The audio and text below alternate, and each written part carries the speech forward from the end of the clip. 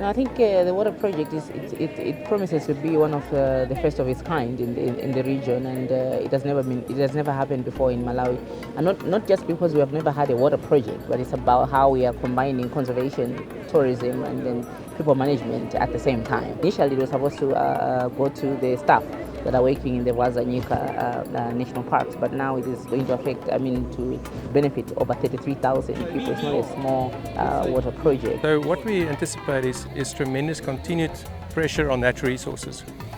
So the more you can enable a natural resource to be shared with communities, people around these protected areas, and the more they benefit from it, the more they'll have a vested interest to see it being protected. And I think there's no better example of what we see here in Nyika and Vwaza, where you have a water tower, the Nyika National Park, which we estimate produces about 10% of all the freshwater catchment that goes into Lake Malawi. In the park, the plateau Nyika, it's got serious rain every year. But you go down the mountain and you walk, or you drive 10 kilometers, 15 kilometers, and you're in places where communities do not have proper water resources. Either it's salty or it's just not there.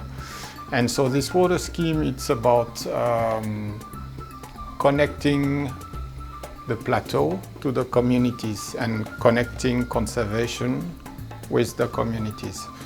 Having one park directly benefiting over 30,000 people is quite unique. The Tazima Water Scheme project is about channeling one of the rivers and a section of it into a pipeline, and it's a pipeline of about 100 kilometers, and then downstream below the plateau supporting and helping people to get access to potable water. There's over 116 water points. So we are very happy that we are here today to witness this that has been made possible because of the funding from the German government through the KfW, but also with the technical support from the Peace Parks Foundation and also from our Department of National Wildlife and National Park. So I think this is what is happening today. So I was receiving the project, but also I think overseeing the commencement of the actual project, and also receiving the perimeter fence of 70 kilometers, which is going to go a long way in terms of preserving the lives of people, because there's been a lot of conflict between the communities, the people and the wild animals in the national park. So I think because of this fence, we are going to have to reduce the instances of human beings being attacked by animals, I think, significantly. So I'm very, very happy today.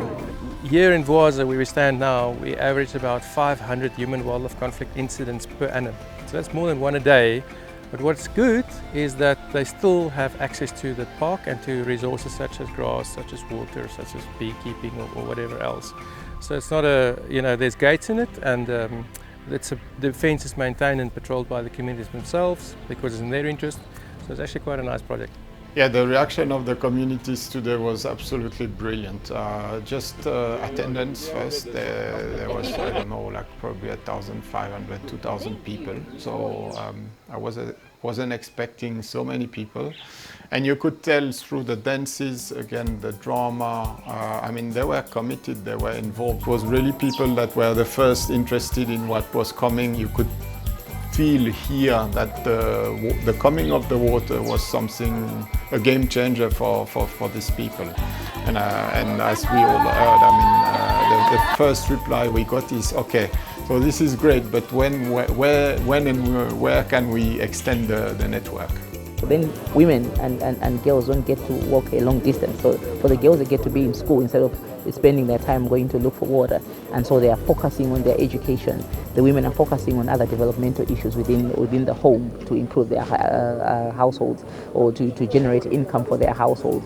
But also you heard the chief, which is something that I like so much. He said it's also going to contribute in terms of strengthening marriages, because women have to leave their homes at 3 a.m. in the morning and then come back maybe at 9, and when the men have already gone. So in the long run, we are already seeing benefits for the now and the near future. For the next 50 years, we're going to be reaping the benefits of this project. But I think also the administration under the President, Dr. Lazarus Chakwera, he's talking about issues of job creation, wealth creation, and food security. And this water project, I think, is an embodiment of that, because you can imagine it's a project of this magnitude. It's also going to employ people. There's going to be a lot of jobs, and also multiplier effects from the project itself. For your information, Malawi is like the warm heart of Africa. People are always happy, they appreciate when you give them something. So it was like more of appreciation to the donors, to our donors, the German government, and also to prepare for fighting for their needs, listening, more of listening to them, what they want. So all those dances, different cultural dances, were actually a celebration to say thank you very much for bringing us this development. The satisfaction is not personal, but I look at the bigger picture to say, okay, fine, here we are, guys, we can do it. So that's the satisfaction that we are able to make an impact to thousands of people and transform their lives.